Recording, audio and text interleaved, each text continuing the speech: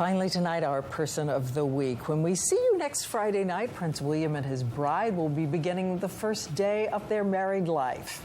But tonight, we remember someone else who loved him when he was just a little boy in the spotlight. Here's David Muir.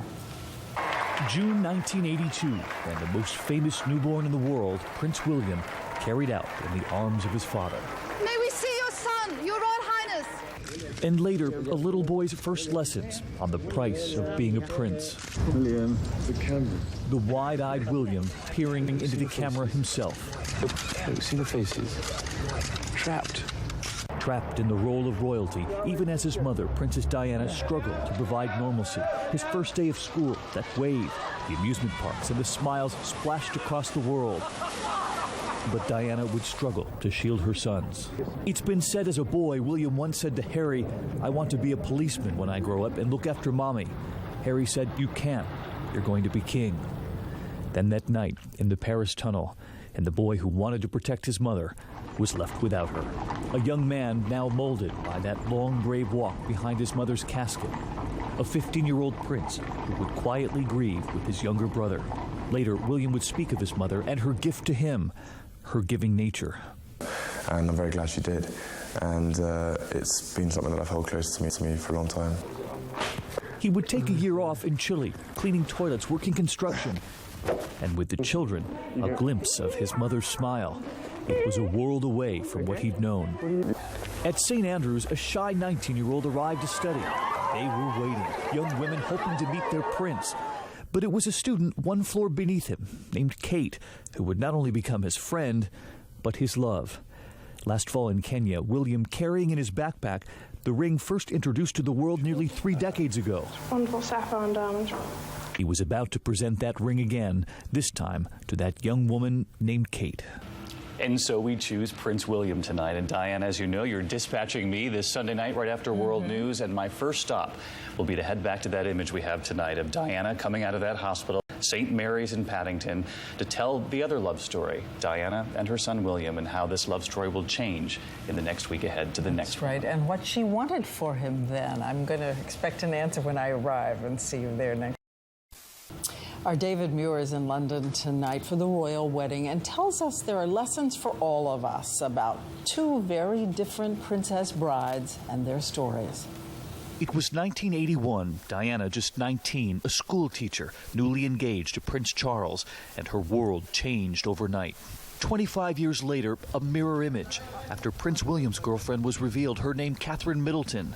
But as brides-to-be, Catherine the commoner and Diana the aristocrat would arrive at their wedding day in far different fashion. It's an irony, really, isn't it, that Lady Diana Spencer came from an aristocratic British family deemed to be totally suitable to marry into royalty. And what a fiasco it turned out to be. She was miserable the night before her wedding. After all, she barely knew Charles, meeting just 13 times. This notion that Diana had been with Charles 13 times before they were married, that's almost hard to believe. She still referred to Charles as Sir, which is just, I think, so alien. 30 years later, a more modern match. Kate Middleton met Prince William at St. Andrews, their friendship turning to love. Waiting 9 years before getting married, Charles and Diana marrying after those 13 visits. And Kate's age, too. Diana was barely 20. Kate is 29, a few months older, in fact, than William. The average age for a British bride is now 30. There have been other comparisons, too. The feather in their caps, the red and black with hats to match. Here in London, even in these final days before the wedding, Kate's making it very clear that she's of the people. She came here to Banana Republic, bought a dress. They're still very excited about that here, but it was as she came out of the store and continued shopping that image that was so reminiscent of the life of Diana. A crush of cameras. But 30 years after Diana comes Kate, a bride who this time has already learned this royal world and welcomed it long before she arrives at Westminster. There is a huge difference this time. Kate Middleton, practically a member of the royal family already, given the time she spent with them long before she gets to the wedding here at Westminster. And Diane, we've learned tonight that it's widely expected Prince William will talk about his mother, Princess Diana, come the wedding day during the groom's speech, saying his mother would have been proud of Kate Middleton. Diane, can't wait for you to get here. I will be there soon. Can't wait to see you, David. And finally tonight, Kate Middleton is the official Cinderella on Friday, but she's not the only one. There is another young woman, a name you haven't heard, and her fairy tale story is the fulfillment of Princess Diana's greatest wish for her son. What was it? Here's David Muir. Tucked away in London's Paddington neighborhood. So this is St. Mary's here? Yeah, this is St. Mary. We went to find the hospital where the world met Prince William. He was born here. It was June 1982, the newborn prince in the arms of his mother. May we see your son? For her, it must have been even more special knowing that she was holding a future king of Britain. A future king who would famously fidget during Prince Andrew's wedding to Sarah Ferguson, giving his grandmother, Queen Elizabeth, a good run. From an early age, Diana embraced William's independence, choosing his own outfit on that first day of school. Diana said at the time, that's how you get him to smile. He would one day be king, but she wanted to make that journey as free as she possibly could. There were the outings, a mother's love and laughter. But quietly, Diana hoped her future king would understand people, their insecurities, their hopes and dreams, she once said. And after his mother's death, Prince William would pick up where she left off, working with the same homeless charity. It was there he met a young woman named Shosna just this summer. She was once homeless too. And so moved by her story of struggle, she received an invitation in the mail to the wedding. The other Cinderella. She also got a personal invite. And a dress? She's thrilled, absolutely. Designer-made dress, not just a dress. She just feels it's like a kind of fairy tale story, and it is. And from his mother, one more lesson for William, this one about love. She said to William, when you find love, hold on to it. And if you're lucky enough for someone to love you back, then make sure you never lose it. Because she never felt loved at that point. I don't think she felt loved by Prince Charles. And this was a man, when asked if he was in love with Diana, on the day they announced their engagement to the world, said whatever in love means. And I think you get the impression with William and Kate that William knows exactly what love means. It's Catherine for him. And so while we all know that Kate is the very public Cinderella, we learned of the unknown Cinderella at that homeless shelter today, Diane, and hers is the only gown we've seen so far. What a story. And Diane, we've cleared the way for you here. I know you fly out tonight. Have a very safe flight. Can't wait to see you. I want you with trumpets, David Muir, tomorrow. I can't wait to see you. Polish the set. Okay, I will see you. Here in England, they took drastic measures, cutting deeply right away. So we wondered, how do the people feeling the sting of those cuts view the splendor of the royal wedding? And David Muir went out to find out today. Hello, David. Hi, Diane. Great to see you here in London. And so many of the people, when you travel through London, will tell you that they're facing so many of the problems Americans are facing back home. As Diane mentioned, unemployment, huge deficits, and now an opulent royal wedding. But we learned today that many here welcome it. It was the image of that moment. The cocoon around Prince Charles and Camilla was punctured, their Rolls Royce hit with paint, windows shattered, as the anger and frustration here boiled over. After giant cuts passed by the government here, $133 billion over 4 years. While back in the U.S., Congress just finished a bruising battle over cutting less than 1% of that. In the UK, they've cut college funding by 40%, public housing 60%, retirement age moved up to 66.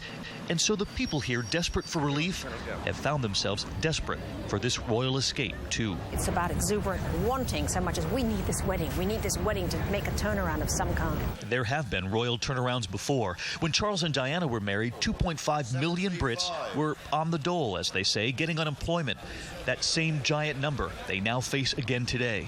The difference, though, now, so much has already been pared down. At the time of the royal wedding, for instance, before, with Diana and Charles, there was, for instance, a royal yacht. The two of them went off on a big honeymoon cruise. The royal yacht is now a museum. That yacht now docked forever. The royal train barely used. And at the core of this country, just like the U.S., that disappearing engine, those British factories after World War II, now a fraction of what they were. This is one of those shops where you can get trinkets for the royal wedding. How are you? I first picked up the William and Kate spoon. Where was it made? China. Where was this made? China. They can hear the money bells too. The Prime Minister has said everybody must have a street party, and there's a slight sense of kind of mandating. We have to celebrate. We have to say we're here, we're surviving. We headed to Westminster Station, the subway, the tube as they call it.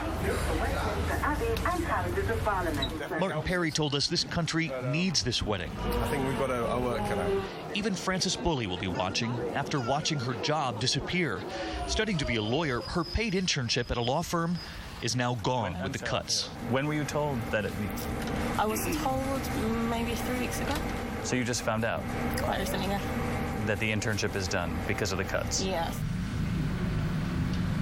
A young woman whose opportunity was cut short by those drastic cuts here in Britain, and yet on Friday she'll be celebrating another young woman, Kate Middleton. She said, although it's a fairy tale playing out before billions of people watching, that she hopes it will also change the fortunes here in Britain so many people face. Change the spirit, change the fortunes. And how much is the wedding predicted to bring in? Anywhere between $700 million and $1 billion. So maybe that will bring some good fortune, literally. Okay. All right, we'll be back on the streets again tomorrow, David. Thanks.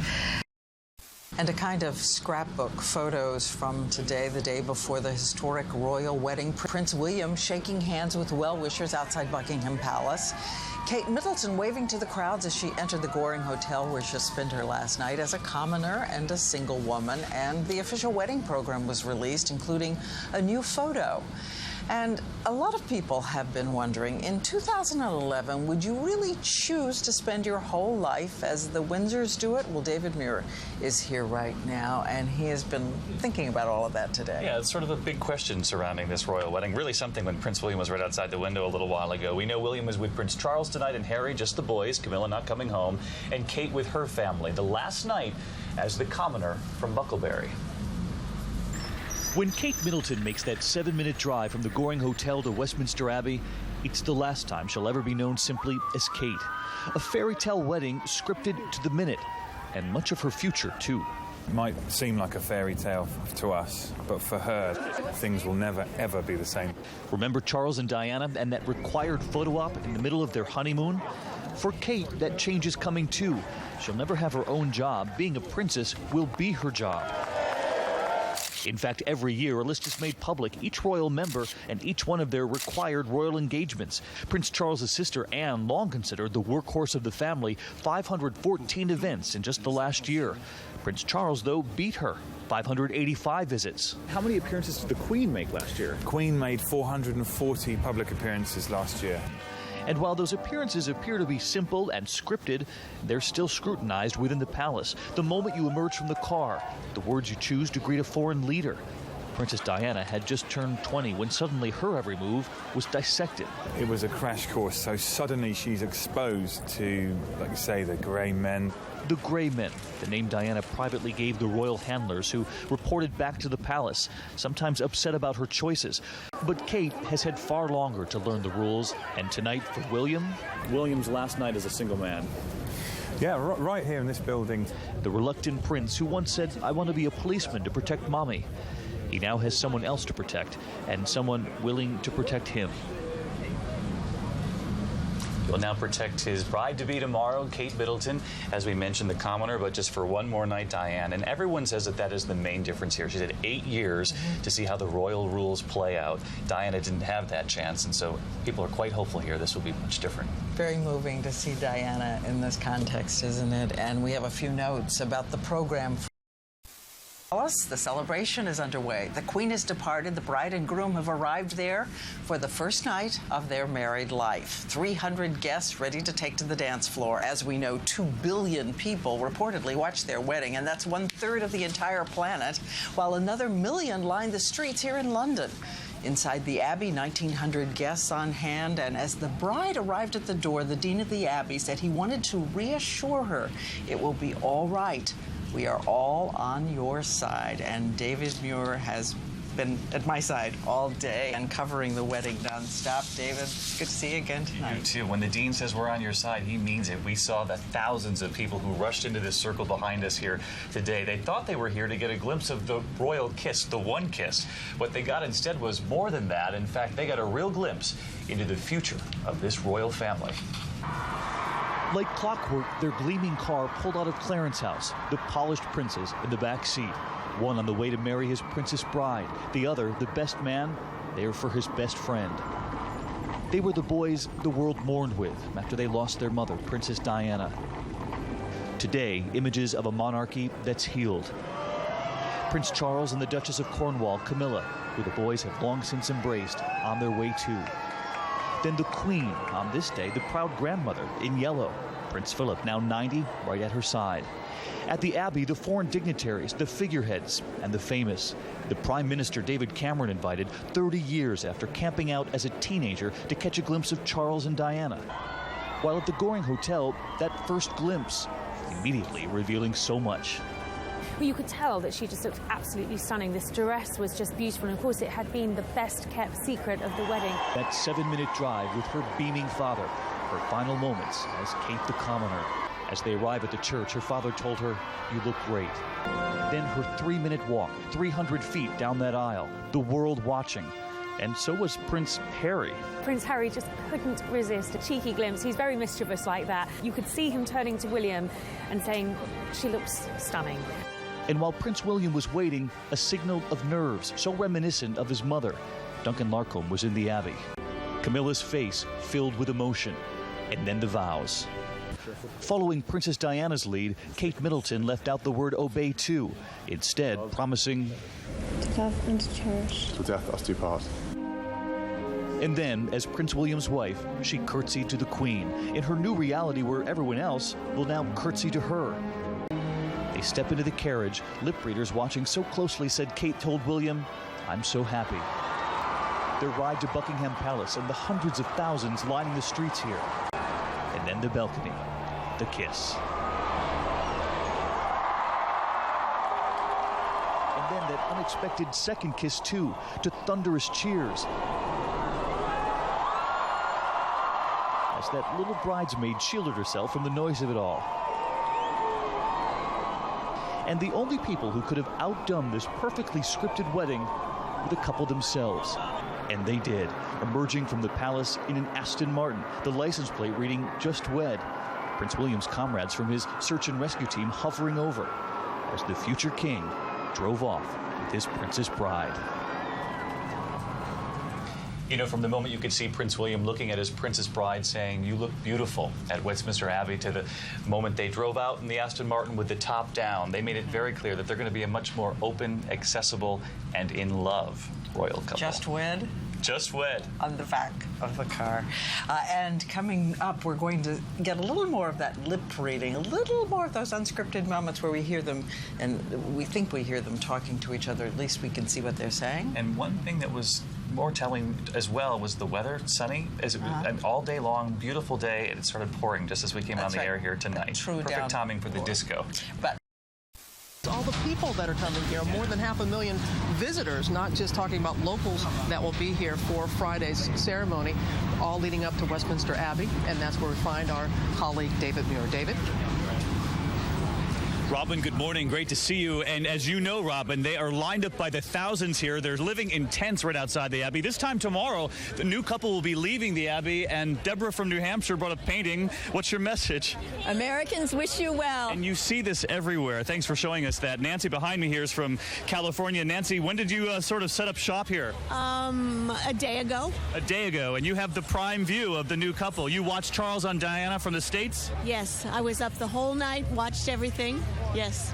And that's what you hear so often, Robin, is that so many of the Americans are here because they want to see Diana's son get married. Of course, America watched as this nation here lost Princess Diana in 1997, and they're here to celebrate the fact that their son has found love right here in the Abbey this time tomorrow morning. Robin, back over to you. And as exciting as the day was to start, it's a little daunting, too, to think about what she's walking into. And I think at the end of the day now, and having seen this procession, this is one young woman who I think can handle the role. I mean, everything today was done with aplomb. No, I think you're absolutely right, David. I mean, she just showed that she is absolutely capable of entering into this royal family. Forgive us if we're still drinking the caffeine. I know. We've been up a long time, and I know Barbara has a special on tonight, and I'm going to